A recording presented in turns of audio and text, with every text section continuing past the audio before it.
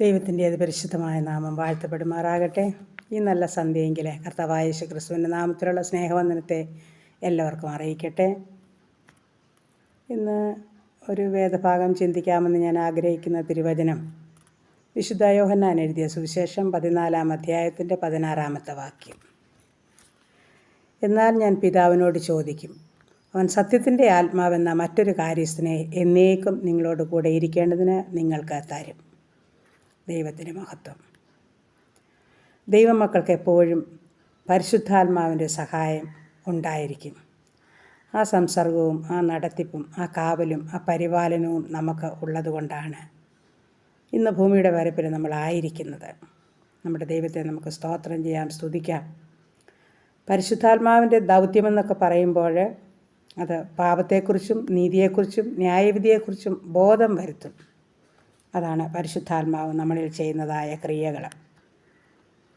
അത് യോഹന്നാൻ്റെ സുവിശേഷം 16-ാം അധ്യായത്തിൻ്റെ 8-ാമത്തെ വാക്യം വായിക്കുമ്പോൾ, അവൻ വന്ന് പാപത്തെക്കുറിച്ച് നീതിയെക്കുറിച്ച് ന്യായവിധിയെക്കുറിച്ച് ലോകത്തിന് ബോധം വരുത്തും.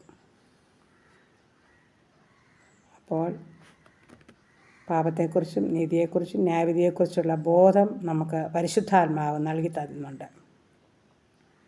പരിശുദ്ധാത്മാവിൻ്റെ നിറവില്ല എങ്കിൽ നമുക്കിതൊന്നും തിരിച്ചറിയാനുള്ള കഴിവില്ല. അതുപോലെ സകല സത്യത്തിലും വഴി നടത്തുന്നതാണ് പരിശുദ്ധാത്മാവ്. വിശുദ്ധ യോഹന്നാൻ എഴുതിയ സുവിശേഷം 16-ാം അധ്യായത്തിൻ്റെ 13-ാമത്തെ വാക്യം നമുക്ക് വായിക്കാം. സത്യത്തിൻ്റെ ആത്മാവ് വരുമ്പോഴോ അവൻ നിങ്ങളെ സകല സത്യത്തിലും വഴി നടത്തും. ഈ പരിശുദ്ധാത്മാവ് നമ്മളെ സത്യത്തിൽ വഴി നടത്തും. ഇല്ല എങ്കിൽ സത്യം വിട്ട് നമ്മൾ നടക്കും. വീണ്ടും പരിശുദ്ധാത്മാവ് ചെയ്യുന്ന പ്രക്രിയ എന്താണെന്ന് ചോദിച്ചാൽ, സകലവും നമുക്ക് ഉപദേശിച്ചു തരും. 14-ാം അധ്യായത്തിൻ്റെ 26-ാമത്തെ വാക്യം വായിക്കുമ്പോൾ, എങ്കിലും പിതാവ് എൻ്റെ നാമത്തിൽ അയക്കുവാനുള്ള പരിശുദ്ധാത്മാവെന്ന കാര്യസ്ഥൻ നിങ്ങൾക്ക് സകലതും ഉപദേശിച്ചു തരികയും ഞാൻ നിങ്ങളോട് പറഞ്ഞതൊക്കെയും ഓർമ്മപ്പെടുത്തുകയും ചെയ്യും. എത്രമാത്രം നമ്മളെ കർത്താവ് സ്നേഹിക്കുന്നു, എത്രമാത്രം നമ്മളെ കരുതുന്നു. നമ്മളെ പാപത്തെക്കുറിച്ചും നീതിയെക്കുറിച്ചും ന്യായവിധിയെക്കുറിച്ചും ബോധം വരുത്തുന്നു. സകല സത്യത്തിലും നമ്മളെ വഴി നടത്തുന്നു. സകലതും നമുക്ക് ഉപദേശിച്ചു തരുന്നു. ഈ ദൈവത്തെ സ്നേഹിപ്പാൻ, ഈ ദൈവത്തെ മാനിപ്പാൻ നമുക്കെന്നാലും കഴിയുകയില്ല.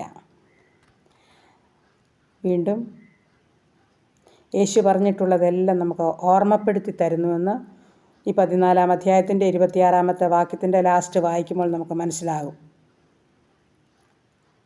എൻ്റെ നാമത്തിൽ അയക്കുവാനുള്ള പരിശുദ്ധാത്മാവെന്ന കാര്യസ്ഥൻ നിങ്ങൾക്ക് സകലവും ഉപദേശിച്ചു തരികയും ഞാൻ നിങ്ങളോട് പറഞ്ഞതൊക്കെയും ഓർമ്മപ്പെടുത്തുകയും ചെയ്യുമെന്ന്.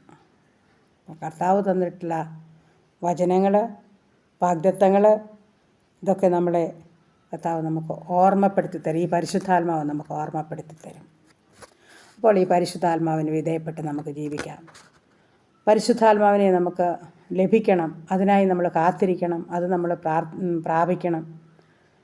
എങ്കിൽ മാത്രമേ നമുക്ക് ഈ വക കാര്യങ്ങളിലൊക്കെയും ജീവിച്ചു പോകാനായിട്ട് പറ്റത്തുള്ളൂ. അല്ലെങ്കിൽ നമ്മൾ കൈവിടപ്പെട്ടു പോകും, നഷ്ടപ്പെട്ടു പോകും.